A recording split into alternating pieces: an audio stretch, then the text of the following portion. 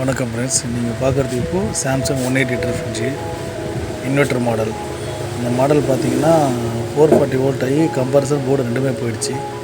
இந்த நம்ம model compressor எடுத்துகிட்டு நம்ம நார்மல் கம்ப்ரஸராக உட்கார வச்சு ஆல்ட்ரு பண்ணி போட போகிறோம்.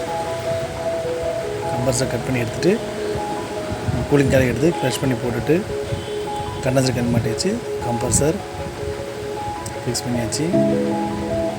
கம்ப்ரஸர் கூலிங் கால் ப்ரெஷ் பண்ணி வெல்டிங் பண்ணுறோம். கம்ப்ரஸர் வெல்டிங் பண்ணுறோம். ஸ்டெயினர் பற்ற வைக்கிறோம். வேக்கம் போட்டு கேஸ் சார்ஜ் பண்ணியாச்சு. சிங்கிள் டோர் ஃப்ரிட்ஜில் இந்தமாதிரி ஆல்டர்னேட்லாம் பண்ணலாம் மேடம்.